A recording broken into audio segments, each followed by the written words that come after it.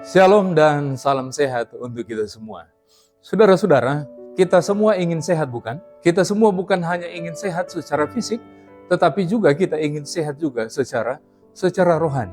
Biasanya sebagai seorang dokter, maka dia harus siap sedia ketika ada seseorang yang ingin menelepon dan menghubungi dia ketika seseorang dalam keadaan sakit atau dalam keadaan sekarat. Maka dokter siap untuk pergi dan bertemu dengan seseorang atau pasien, baik di rumah maupun di rumah sakit. Sebagai seorang pendeta, maka hal yang sama juga di mana seseorang atau umat Tuhan di mana dia melayani, maka anggota-anggota jemaat yang menghubungi seorang pendeta, maka pendeta pun harus siap sedia untuk melayani orang-orang yang membutuhkan kunjungan dalam penyembuhan secara rohani.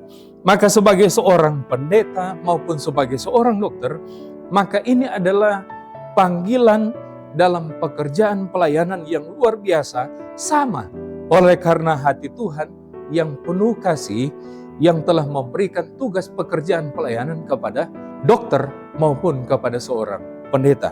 Ini adalah merupakan dua peran, tetapi satu tujuan, yaitu untuk melayani. Ada tantangan, tidak mudah untuk menjalani dua profesi ini. Baik dia sebagai seorang dokter untuk merawat semua pasiennya, maupun sebagai seorang pendeta untuk membimbing umatnya.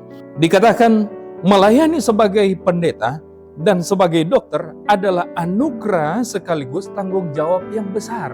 Tapi kita percaya ketika Tuhan telah memanggil baik kita sebagai seorang dokter maupun sebagai seorang pendeta, maka kita akan dimampukan oleh Tuhan. Di dalam Matius pasal 20 ayatnya yang ke-28 dikatakan begini, Anak manusia datang bukan untuk melayani, bukan untuk dilayani, melainkan untuk melayani. Bagaimana tanggung jawab saya dan saudara-saudara? Kalau Allah sudah datang ke dunia dan Dia telah melayani saya dan saudara-saudara, tanggung jawab bukan hanya sebagai seorang dokter, bukan hanya sebagai seorang pendeta, tapi semua orang yang telah terpanggil dan diselamatkan oleh Allah. Kita bisa jadi akan sengsara, tapi ingat, Yesus juga sengsara. Bagaimana cara kita untuk menyembuhkan seseorang yang dalam keadaan sakit, baik secara fisik maupun secara rohani? Tuhan adalah penyembuh ajaib.